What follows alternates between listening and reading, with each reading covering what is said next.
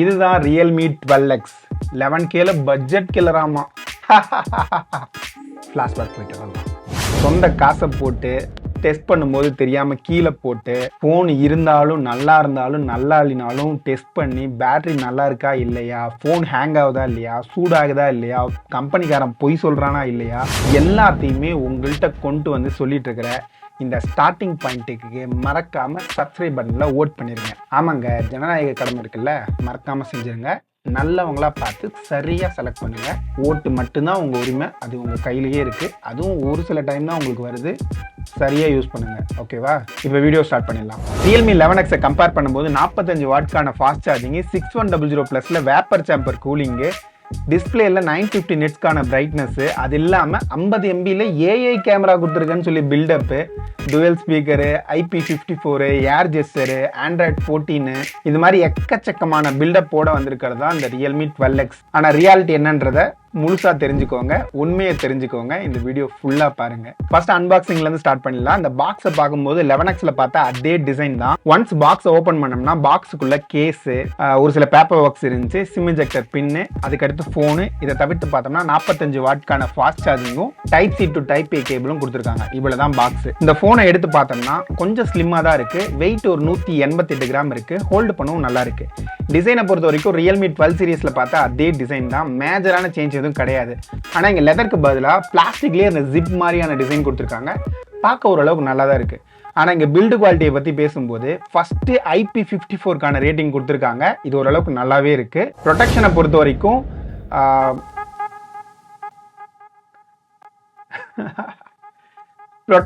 வரைக்கும் இங்கே plastic build தான் இருக்குது. சைட்லேயும் பிளாஸ்டிக் தான், பேக்லேயும் பிளாஸ்டிக் தான். தெரியாமல் டெஸ்ட் பண்ணும்போது கீழே போட்டுட்டேன். போட்ட வேகத்தில் சில ஸ்க்ராட்சும் ஆச்சு, ஒரு சில தெரியுதா டென்ட்டு. ஓகே, தனி கிளிப்பில் தெரியும். இது மட்டும் இல்லாமல் இதை நான் 12,000 ரூபா போட்டு வாங்கியிருக்கேன். இதை செக் பண்ணி உங்கள்கிட்ட ரிவ்யூ சொல்கிறதுக்காக மட்டும்தான் இந்த ஃபோனையே நான் வாங்கியிருக்கேன். இது மட்டும் இல்லாமல் இன்னும் 3 லட்சம் 3.5 லட்சம் வரலையுமா இதில் இன்வெஸ்ட் பண்ணியிருக்கேன். இதில் ஒரு ஃபோன் நல்லா இல்லைன்னு சொல்கிறது மூலயமா உங்களுக்கு எந்த லாஸும் கிடையாது, ஆனால் எனக்கு மேஜரான லாஸ் இருக்குது. காரணம் என்னென்னா, நான் போடுற வீடியோஸ்க்கு ஒரு 5,000லேருந்து 10,000 வியூஸ் போச்சுன்னா எனக்கு அதிகபட்சமாக 400 ரூபாய் வந்துட்டு இருக்குது. நான் போடுற இந்த எஃபர்ட் 18 ஹவர்ஸ், அது இல்லாமல் ஒரு 3லேருந்து 4 நாள் செக் பண்ணும்போது வரதுக்கான அதுக்கான அமௌண்ட்டு, ப்ளஸ் இந்த ஃபோனுக்கு நான் போட்டிருக்க அமௌண்ட்டு, இதை தவிர்த்து எலக்ட்ரிசிட்டி பில்லு, அது இதுன்னு சொல்லிட்டு எல்லாத்தையும் சேர்த்தோம்னா எனக்கு வர லாஸ் கணக்கிலே இல்லாதது. ஆனால் ஒரு பையர் ஒரு நல்ல ஃபோனை டிசைட் பண்ணும் வாங்கும்போது அப்படின்ற ஒரே காரணத்துக்காக தான் இந்த வீடியோ நான் பண்ணிட்டு இருக்கேன். இன்னொன்று, இந்த ஃபீல்டு மேலே எனக்கு இருக்கிற பேஷன்னால தான் இதை நான் கண்டினியூ பண்ணிட்டு இருக்கிறேன். உங்களோட சப்போர்ட் இருந்தால் தான் இந்த சேனல் கண்டிப்பாக வளரும். இந்த வளரும் போது நானும் வளருவேன், நீங்களும் வளருவீங்க. இந்த வீடியோவை உங்கள் ஃப்ரெண்ட்ஸுக்கு ஷேர் பண்ணுங்கள், கண்டிப்பாக இது யூஸ்ஃபுல்லாக இருக்கும். இப்போ நம்ம உள்ள என்னென்ன இருக்குது, என்ன நல்லா இருக்குது, என்ன நல்லா இல்லை, எல்லாத்தையுமே இந்த வீடியோவில் பார்த்துடலாம். ஓகேவா? இதோட ஓவர்வியூன்னு பார்த்தோம்னா டாப்பில் ஒரு சிம் கார்டு ஸ்லாட் கொடுத்துருக்காங்கல்ல. ஃபஸ்ட்டு இதோட சைட்டில் போட்டிருக்கிறது என்னமோ டெடிகேட்டட் சிம் ஸ்லாட் மாதிரி சொல்லியிருக்காங்க. ஆனால் இங்கே கொடுத்துருக்கிறது என்னமோ ஹைப்ரிட் சிம் ஸ்லாட் தான். நெக்ஸ்ட் பாட்டமில் 3.5mm ஜாக் கொடுத்துருக்காங்க. இது ஒரு நல்ல விஷயம். அது இல்லாமல் டுவெல் ஸ்பீக்கர் இருக்கு. டாப்ல ஒன்று, பாட்டம்ல ஒன்று, ரெண்டு சேர்த்து டுவெல் ஸ்பீக்கர் இருக்கு. அதுக்கு அடுத்து பக்கத்தில் ஒரு டைப் சி போர்ட் கொடுத்துருக்காங்க. அண்ட் மைக் டாப் அண்ட் பாட்டம்ல இருக்கு. 2 மைக் இருக்கு. ஆனால் அதோட மைக்கோட குவாலிட்டி பற்றி பின்னாடி வருவோம்.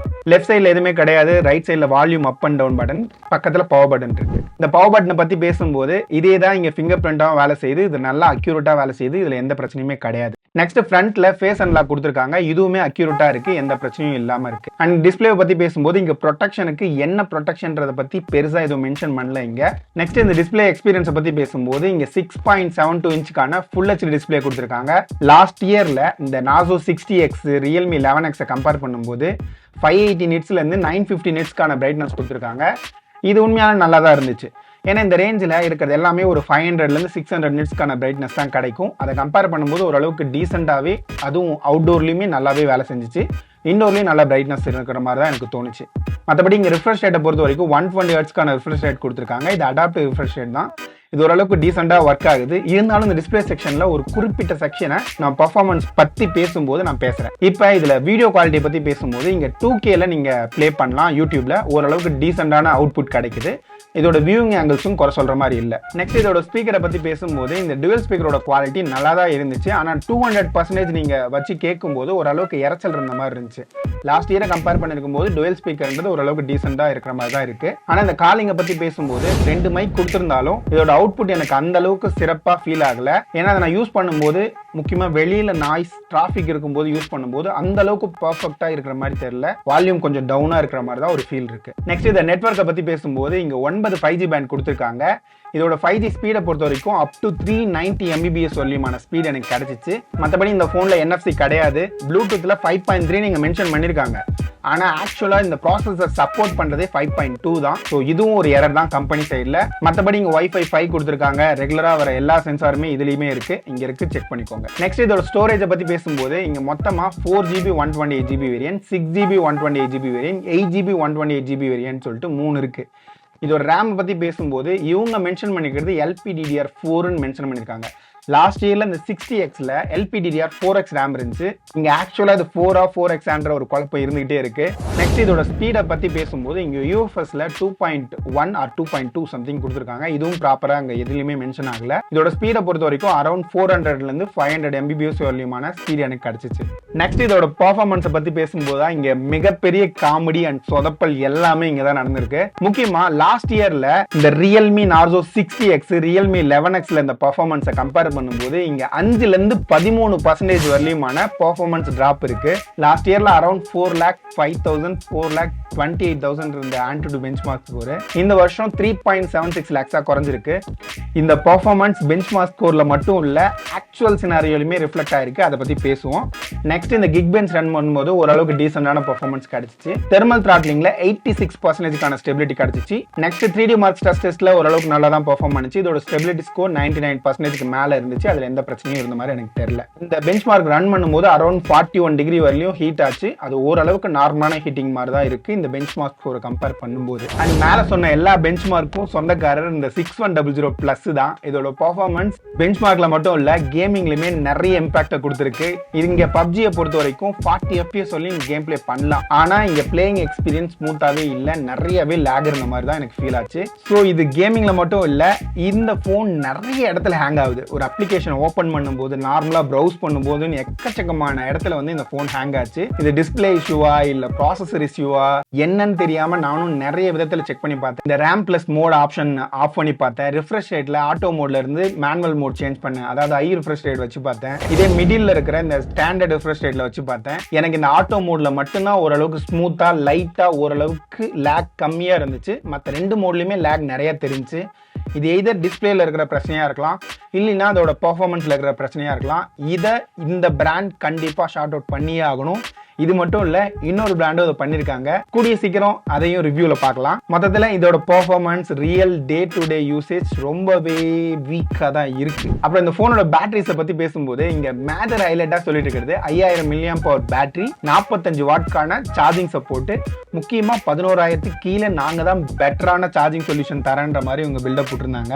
ஆக்சுவல் சினாரியோ எப்படி தெரியுமா இருக்கு? லாஸ்ட் இயர்ல Realme Narzo 60X, Realme 11X நான் சார்ஜ் பண்ணும்போது 30 மினிட்ஸ்ல 50% சார்ஜ் ஆச்சு. இதே ஃபுல் சார்ஜ் ஆகிறதுக்கு 1 hour 14 மினிட்ஸ்ல இருந்து 1 hour 20 இல்ல 30 மினிட்ஸ் வரலையும் எடுத்துக்கிச்சு. ஆனா இங்க சினாரியோ டோட்டலா வேற. இந்த Realme 12X 39 மினிட்ஸ்ல 50% சார்ஜ் ஆச்சு. இதே ஃபுல் சார்ஜ் ஆகிறதுக்கு எவ்வளவு நேரம் நம்ம எடுத்துக்கிச்சு? அரௌண்ட் 1 hour 37 மினிட்ஸ்ல இருந்து 39 மினிட்ஸ் வரலையும் எடுத்துக்கிச்சு. இது எனக்கே ஷாக்கிங்கா தான் இருந்துச்சு. இங்க மேட்டர் என்னன்னா, இது பியூரான மார்க்கெட்டிங் தான். இங்க 45 வாட் சார்ஜர் கொடுத்துருக்கோம் அப்படின்னு சொல்றது மேஜரான பில்டப் தான். ஆக்சுவல் சினாரியோல அவுட்புட்ல எந்த ஒரு டிஃபரன்ஸுமே இல்லை. சொல்ல போனா சில இடத்துல 33 வாட் சார்ஜிங்கோட ஓவரா தான் இங்க வேலை செய்யுது, பெர்ஃபார்ம் பண்ணுது. இப்போ இதோட பேட்டரிஸை பத்தி பேசும்போது, பேட்டரி லைஃபை பத்தி பேசும்போது ரிஃப்ரெஷ் ரேட் எல்லாமே ஆட்டோல தான் செக் பண்ணியிருக்கேன். இதோட பிரைட்னஸ் மோடு 100% இருந்துச்சு. வால்யூம் லெவல் 100% இருந்துச்சு. ரூம் டெம்பரேச்சர் 36ல இருந்து 37 டிகிரி செல்சியஸ். வைஃபை ஸ்பீட்னு பார்த்தோம்னா 60 Mbpsல தான் அந்த செக்கிங் எல்லாமே நடந்திருக்கு. எந்தெந்த அப்ளிகேஷன் எவ்வளோ கன்சூம் பண்ணுறதை இங்கே டேபிளில் மென்ஷன் பண்ணியிருக்கேன், பார்த்துக்கோங்க.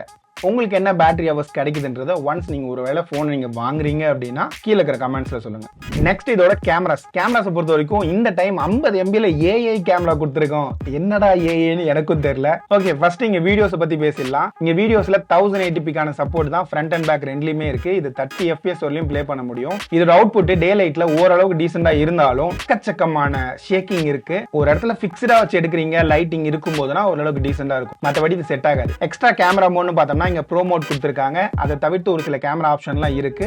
இதை தவிர்த்து ஸ்லோ மோஷன் சப்போர்ட் இருக்கு, அது ஓரளவுக்கு டீசெண்டா பெர்ஃபார்ம் பண்ணுது. மற்றபடி இங்க கேமராவோட சென்சார் அண்ட் அதோட அவுட்புட்டை பத்தி இப்ப பேச போறோம். இங்க இந்த 50 MB கேமரா சொல்லியிருக்காங்கல்ல, இதுல மொத்தமா 2 மோடு இருக்கு. ஒன்னு நார்மல் மோடு, ஒன்னு போர்ட்ரேட் மோடு. ஃபர்ஸ்ட் இந்த போர்ட்ரேட் மோட்ல எடுக்கிற சாம்பிள்ஸ் எல்லாமே குப்பையா இருக்கு. ரியல்மியோட 60Xல கூட எனக்கு அவுட்புட்லாம் நல்லாவே வந்துருந்துச்சு லாஸ்ட் இயர்ல. ஆனா இந்த வருஷம் என்னதான் பண்ணி தொலைஞ்சாங்கன்னே தெரியல. ஒரு 5ல இருந்து 6 போட்டோ எடுக்கிறோம்னா அதுல 2 போட்டோ தான் போர்ட்ரேட் ஒழுங்கா வருது, இது எல்லாமே பிளர் பண்ணிடுது. ஒரு சில இடங்கள்ல நல்லா வேலை செய்யுது, பார்க்க நல்லா இருக்கு. ஒரு சில இடங்கள்ல சொதப்பி வச்சிருக்காங்க. ஒரு சில இடங்கள்ல எதுவுமே வேலை செய்யலன்ற ரேஞ்சுக்கு தான் இருக்கு. இதே நார்மல் மோடுக்கு வரோம் அப்படின்னா நல்ல லைட்டிங் கண்டிஷன்ல பார்க்க நல்லா இருக்கு. ஆனா டீடைல்ஸ் நிறையவே மிஸ் ஆகுது. இதே பேக்லைட் சிச்சுவேஷன்ல சொல்லிக்கிற லெவலுக்கு இல்ல போட்டோஸ் எல்லாம். சோ மொத்தத்துல இந்த பேக் கேமரா நல்ல சொதப்பல் தான். இப்போ ஃப்ரண்ட் கேமராவை பத்தி பேசலாம். ஃப்ரண்ட் கேமரா இங்க 8 மெகா பிக்சலுக்கான சென்சார் தான் கொடுத்திருக்காங்க. இந்த சென்சாருமே லாஸ்ட் இயரை கம்பேர் பண்ணும்போது அதே சென்சார் தான், ஆனா அதோட அவுட்புட் வந்து ரொம்ப மோசமா இருக்கு. இதோட கலர் சயின்ஸ் நல்லாவே இல்லை, கேவலமா பண்ணி வச்சிருக்காங்க. இந்த போட்டோஸ் வந்து சில இடங்கள்ல நல்லா பெர்ஃபார்ம் பண்ணுது லைட் இருக்கும்போது, சில இடங்கள்ல நல்லா சொதப்பி வச்சிருக்கு. Indoor and low light condition போகும்போது சொல்லிக்கிற லெவலுக்கு இதோட அவுட்புட் கிடையாது. ஓவரால் கேமரா எக்ஸ்பீரியன்ஸும் ரொம்ப புவரா தான் இருக்கு. நெக்ஸ்ட் இதோட சாஃப்ட்வேர் அப்டேட் பத்தி பேசும்போது இங்க Android 14 அவுட் ஆஃப் த பாக்ஸ்ல கொடுத்திருக்காங்க. இங்க 2 வருஷத்துக்கான OS அப்டேட்டும் 3 வருஷத்துக்கான செக்யூரிட்டி பேட்ச் அப்டேட்டும் ப்ராமிஸ் பண்ணிருக்காங்க. Realme UI ஃபீச்சர்னு பார்க்கும்போது இங்க ஒரு சில ஃபீச்சர்லாம் இருக்கு. ஏர் ஜெஸ்டர் பத்தி பேசும்போது இதுவுமே மார்க்கெட்டிங் டேர்ம் தான். Realme Narzo 70 Proல பேசும்போது அங்க நிறைய அடிஷனல் ஏர் ஜெஸ்டர்ஸ்லாம் இருந்துச்சு. இங்க 3 அப்ளிகேஷன் சப்போர்ட் இருக்கு. ஒன்னு இன்ஸ்டாகிராம், ஃபேஸ்புக், யூடியூப். இந்த 3லயுமே நீங்க ஸ்வைப் டவுன் பண்ணலாம், ஸ்வைப் அப் பண்ணலாம். இது மட்டும் தான். இதுவுமே கொஞ்சம் கஷ்டப்பட்டு தான் ஒர்க் பண்ற மாதிரி இருக்கு. இதை தவிர்த்து பார்த்தோம்னா மினி கேப்சூல் சொல்லி ஒரு ஆப்ஷன் கொடுத்துருக்காங்க. இது பேட்டரி லோ ஆகும்போது, சார்ஜ் பண்ணும்போது, இல்லை ஒரு சில நோட்டிஃபிகேஷன் வரும்போது மட்டும் ஆக்டிவேட் ஆகுது. ஓரளவுக்கு டீசென்டான ஃபீச்சர் மாதிரி தான் இருக்கு. மற்றபடி இதை லான்ச் பண்ணும்போது எக்கச்சக்கமான ப்ளோட்வேர் இருக்க தான் செய்யுது. அதாவது செட்டப் பண்ணும்போது அதுவுமே இவங்க ஓரளவு குறைச்சிருக்காங்க. ஆனால் இன்னுமே நிறைய குறைக்க வேண்டியது இருக்கு. ஓவராலா இந்த போனை வாங்கலாமான்னு கேட்டிங்கன்னா ஃபர்ஸ்ட் இதோட பிரைசிங்கை பொறுத்த வரைக்கும் 4GB 128GB வேரியன்ட் 11,999 ரூபாய்க்கும் 8GB 128GB வேரியன்ட் 15,000 ரூபாய்க்கும் யூஸ் பண்ணிருக்காங்க. இந்த பிரைஸ்க்கு இது வர்த்தான்னு கேட்டா கண்டிப்பா வர்த்தி இல்லை. சரி, இதை தவிர்த்து எனக்கு இந்த ஃபோன் வாங்கியே ஆகணும்னு நீங்க நினைக்கிறீங்கன்னா ஒரே ஒரு கண்டிஷன் தான். இங்க மேட்டர் என்னன்னா, ரொம்ப பேசிக்கான யூஸ் பண்ணுவேன், எனக்கு வந்து ஒரு கிராண்ட் பேரண்ட்ஸ் இருக்காங்க, இல்லை பேரண்ட்ஸ் இருக்காங்க, அவங்க ஃபோனே நோண்ட மாட்டாங்க, இல்லை நான் செகண்டரி காலிங்காக யூஸ் பண்ணுவேன், இல்லை ஓரளவுக்கு டீசெண்டான பேட்டரி எனக்கு வேணும்னா மட்டும் இதை ட்ரை பண்ணுங்க. மற்றபடி ஃபால்ஸான மார்க்கெட்டிங் நிறைய பண்ணி வச்சிருக்காங்க. டவுன்கிரேட் பண்ண சிப் இதில் இருக்கு. ஹேங்கிங் இஷ்யூ எக்கச்சக்கமாக இருக்கு. கேமராவோட பெர்ஃபார்மன்ஸ் கேவலமா இருக்கு. ஸோ இதுதான் இதோட கம்ப்ளீட் ரிவ்யூ. இது உங்களுக்கு பிடிச்சிருந்துச்சுன்னா லைக் பண்ணிட்டு நிறைய பேருக்கு ஷேர் பண்ணுங்க. என்னோட வீடியோஸ் கண்டிப்பா உங்களுக்கு ஏதாவது ஒரு விதத்துல இன்ட்ரெஸ்டிங்காகவும், உங்களுக்கு ஏதாவது ஒரு விதத்துல வேல்யூ கொடுக்குற மாதிரி இருக்கும். இதை நான் கண்டினியூ பண்ணுனா கண்டிப்பா உங்களோட சப்போர்ட் தேவைப்படும். ஏன்னா ஸ்பெக்கை மட்டுமே நம்பி சில நேரத்துல போன் வாங்கக்கூடாதுன்றத இந்த போன் உதாரணமா சொல்லலாம். இன்னொரு வீடியோல பார்க்கலாம். பாய்.